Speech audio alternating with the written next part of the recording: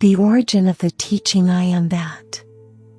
When Maharaj said, I am that, he was pointing directly to the living reality, which is always present but often obscured by the dust of ideas and ego. That is not an object to be grasped, nor can it be referred to by concepts. It is not a God, it does not belong to any philosophical system. It is the invisible source, the absolute essence, the pure foundation beyond all forms. The I am he mentioned is not the I of the ego, the I that is always attached to a name, to an identity, to a memory. I am here is the pure presence consciousness, the direct feeling that I am living, I am knowing, I am being. Maharaj once said, before any thought arises, before the little I arises, there is the silent knowing. Stay there. That is it. The message is clear. Go back before any thought, before the mind creates labels of I am this, I am that. At that moment, you are in the original land, where there are no boundaries, no I and no other. It can be compared. The ego is like a cloud. Thoughts are like waves floating on the surface of the water. And that is the infinite sky, the motionless ocean, where all the clouds and waves arise and disappear, but the essence remains unchanged. The true home is not somewhere far away, not in heaven or some holy place, but right here, in the silent knowing that is present in every breath you take. 5 important steps to self-realization. The teachings of Nisargadatta Maharaj have never been a dry philosophical system. They are like straight arrows shot into the heart of the seeker, making it impossible to avoid. The 5 steps below are not techniques as people often understand, but are gradually opening layers of the self, a journey back to one's infinite source. Step 1. Return to the pure I am consciousness. The first, most fundamental thing that Maharaj emphasizes is to return to the simple yet miraculous feeling, I am. I am. Notice, even when you are not thinking about the past, not worrying about the future, there is still a living presence within you. That is I am, without any adjectives, titles, or memories. Not I am a man, I am a woman. Not I am success, I am failure. Simply I am. Maharaj once said, this feeling of I am is the first seed of the universe. It is the source of all knowledge, of all experience. Take it, take care of it, and you will find yourself disappearing into the ocean of the infinite. This is the starting point of the spiritual journey. Because, from birth, humans are covered with shells, names, roles, identities, memories. We have forgotten the most obvious truth. We are alive, we are present. Practice. While sitting still, listen to your breath without adding any judgment. Ask yourself in silence, who is aware that I am breathing? Who is hearing this sound? Who is present here? There is no need to seek an answer with reason.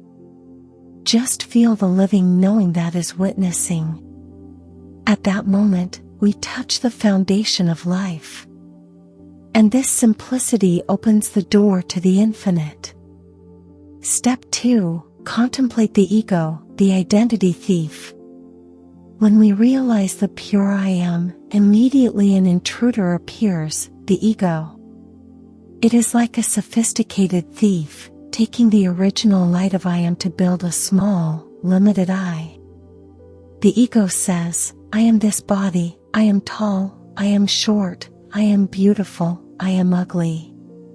The ego says, I am this mind, I am good, I am bad, I am happy, I am sad. But the body changes every day, the mind changes every minute. Everything is impermanent. Maharaj once warned, "You believe that you are a story in your mind, but that story is just a dream. When you wake up, you will see that the ego has never been real." Observing the ego is like watching clouds drift by. It may obscure the sky, but it never takes it away. The light of I Am remains intact as long as we realize that the ego has no substance. Practice. When a thought about oneself arises, just realize, this is a thought, not me. When an emotion arises, see, this is a wave of emotion, not my essence. By keeping awareness like a flame of illumination, we gradually separate ourselves from the illusion of identification. And when we no longer identify with the small I, we begin to return to the clarity of the mind. Step 3. Stay in the silence before the thought arises. There is a subtle secret that Maharaj always emphasizes. Before any thought arises, there is a pure silence. Stay in the space before the thought of I arises. There you will find yourself. If you pay attention, you will realize thoughts are like ripples on the surface of a lake. But before a ripple forms, the lake is already calm and clear. That silence is that. Practice. Sit still, pay attention to your natural breath. When a thought arises, instead of chasing it, gently turn back and observe the moment before it is born. At first, you will only see a gap. But gradually, that silence will expand and lengthen. In that silence, there is no I and other. There is no right and wrong. There is only pure, radiant, yet silent presence. This is the original space, the home to which we belong. Step 4. See yourself as not the body, not the mind, but the knower. At this step, the distinction becomes clear. Maharaj always emphasized, you are not this body. You are not this mind. You are the knowing that illuminates both body and mind. If we observe carefully, we see. The body changes with time, it is born, grows up, gets old, gets sick, and then disintegrates. But the knowing of the body remains unchanging. The mind changes every second, thoughts come and go like clouds in the sky. But the knowing of the mind never disappears. So, what is really me?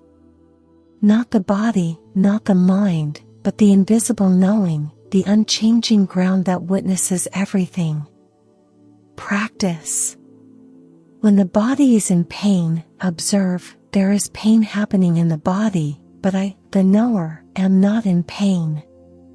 When the mind is anxious, see, there is anxiety coming and going, but I, the knower, am not anxious.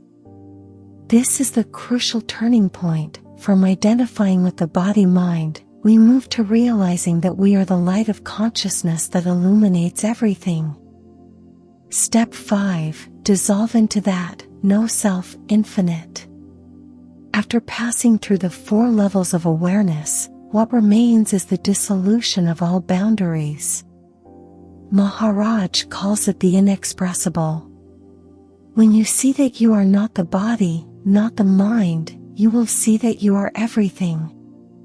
Then, I am that. And that is you. This is no longer a personal experience, but a complete dissolution. There is no longer a separate I, only the infinite life stream. There is no longer an observer and an observed, only a single, complete reality. There is no more bondage, only absolute freedom. This is the ultimate liberation, where all suffering, all limitations dissolve, and only the radiant silence of the being remains. The ultimate truth behind I am. You have gone through 5 basic steps to reach the center of your being, where I am is not just a concept, but the life that breathes through you. But there is one truth that needs to be clarified. I am is not the little ego that is trying to define itself. The I that you call yourself every day is just a garment of memory, of thought, of name and form. It is born of identification with the body and mind. But the real I am is beyond all definition. It is the primordial consciousness, the eternal flame that existed before the body came into being and will remain there after the body disintegrates. Nisargadatta Maharaj once said, "The I am is the door. Remain in it. Do not add any concepts to it." What this means is, when you practice, avoid attaching any labels to I am. Don't say I am a man, I am a woman, I am happiness, or I am suffering.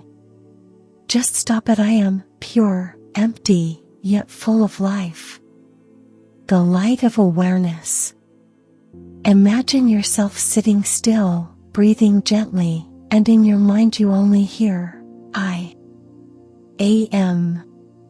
Then you will realize that I is no longer just the body, but like the vast sky, where all the clouds of thoughts just come and go.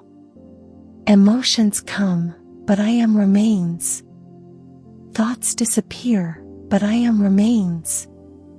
Whether the body is tired or young, I am remains unchanged. So I am is the unmoving center in the whirlpool of life. When you dwell there, you will realize nothing can really touch you. From technique to experience. The important thing after practicing the 5 steps is, bring I am into your daily life. When walking, feel I am. When listening to someone, don't just listen with your ears, but listen from the conscious space of I am. When facing difficulties, just silently remind yourself I am. You will see an unshakable stillness. That is when meditation is no longer limited to a quiet sitting session, but becomes a state of being. Living in awareness, applying the teaching I am that to life. One thing that Nisargadatta Maharaj always reminds us is, enlightenment is not a distant experience reserved for sages in Himalayan caves, but it is present in every breath, in every moment of daily life. He once said, "You do not need to leave the world to find the truth. See that the truth is already within you while you live, eat, speak, work."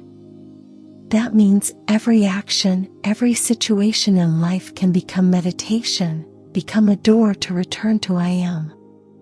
1. In daily relationships. We are often caught up in social roles, child, father, mother, friend, colleague. These roles make it easy for us to forget our true nature. When someone offends you, the ego will react immediately, angry, hurt, fighting back. But if you return to I am, you will see, the offended person is just a character in the script, while the knowing in you is not hurt at all. Practice. When you feel your ego is hurt, stop, take a deep breath, and ask yourself, who is really hurt? Observe, you will see that the hurt is just an emotional wave in the mind. I am is still pure and intact. 2. In work and life pressure. In modern society, people easily fall into stress and fatigue because they have to assert themselves. We often think, I have to succeed, I have to be recognized. But try to stop and look, who needs to be recognized? Who is worried?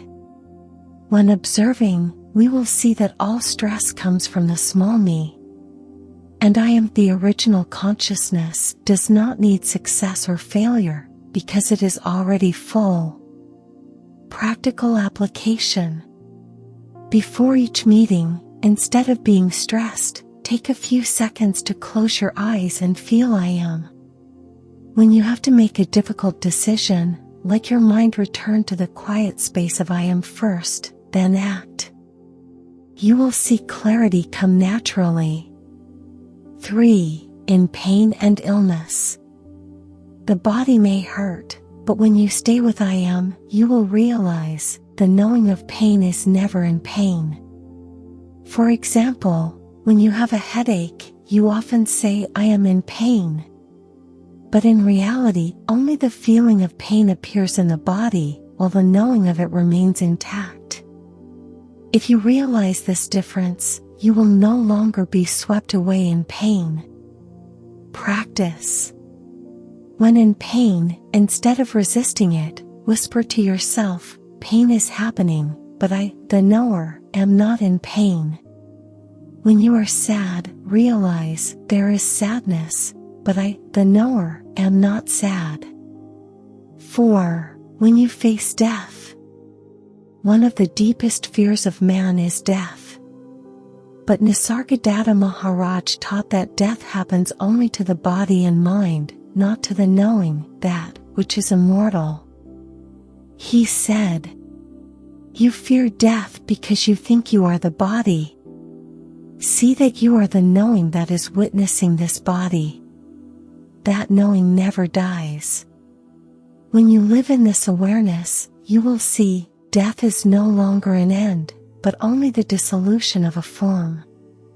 Your essence has never been born and will never die." 5. Turn your life into meditation. Enlightenment does not come from separating the mundane from the spiritual.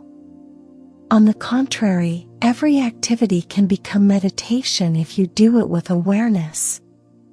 When eating, feel I am tasting. When walking, feel I am walking. When talking, feel I am listening and speaking. Every moment becomes the light of awareness.